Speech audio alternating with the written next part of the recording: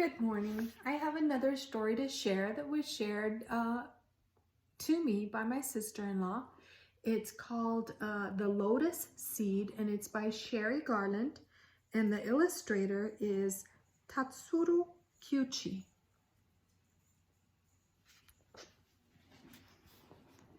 My grandmother saw the emperor cry the day he lost his golden dragon throne.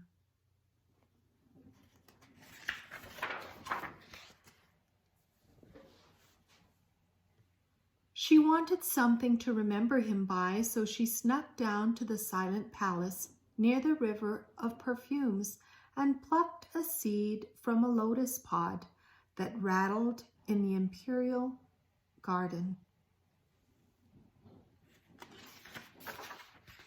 She hid the seed in a special place under the family altar, wrapped in a piece of silk from the aodai she wore that day. Whenever she felt sad or lonely, she took out the seed and thought of the brave young emperor. And when she married a young man chosen by her parents, she carried the seed inside her pocket for good luck, long life, and many children. When her husband marched off to war, she raised her children alone.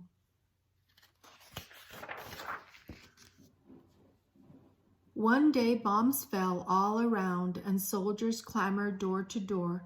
She took the time to grab the seed, but left her mother of pearl hair combs lying on the floor.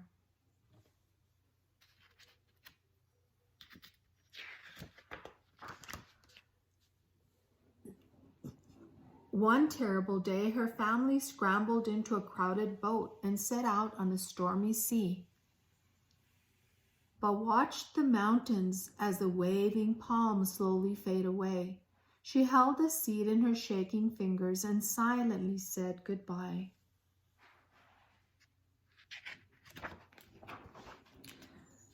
She arrived in a strange new land with blinking lights and speeding cars and towering buildings that scraped the sky, and a language she didn't understand. She worked many years, day and night, and so did her children and her sisters and her cousins too, living together in one big house.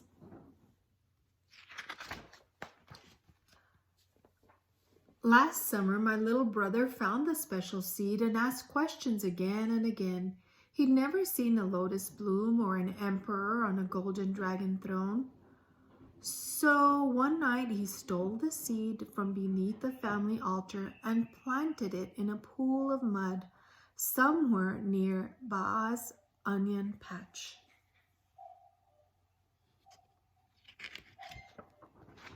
Ba cried and cried when she found out the seed was gone. She didn't eat, she didn't sleep, and my silly brother forgot what spot of earth held the seed.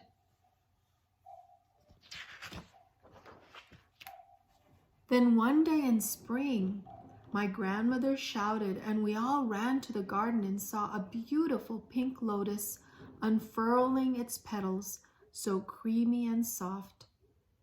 "It is the flower of life and hope," my grandmother said. "No matter how ugly the mud or how long the seed lies dormant, the bloom will be beautiful. It is the flower of my country." When the lotus blossom faded and turned into a pod, Ba gave each of her grandchildren a seed to remember her by, and she kept one for herself to remember the emperor boy.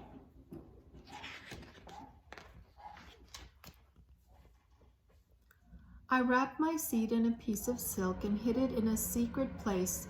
Someday I will plant it and give the seeds to my own children and tell them about the day my grandmother saw the emperor cry. Author's note.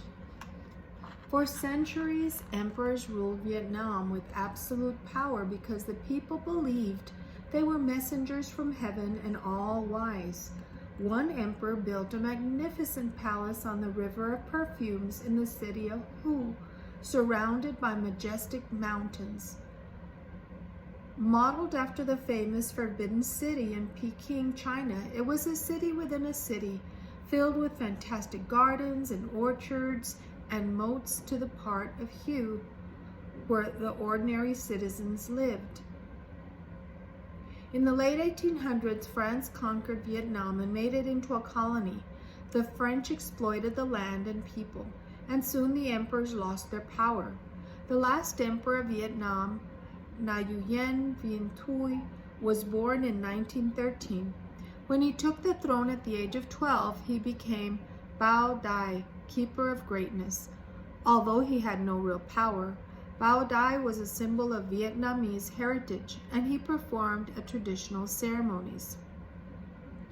Many Vietnamese wanted to be free of French rule and become an independent nation again.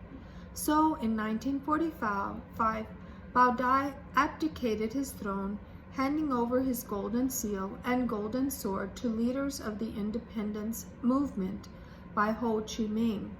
A bloody war followed until 1954, when Vietnam defeated the French and won its independence at last.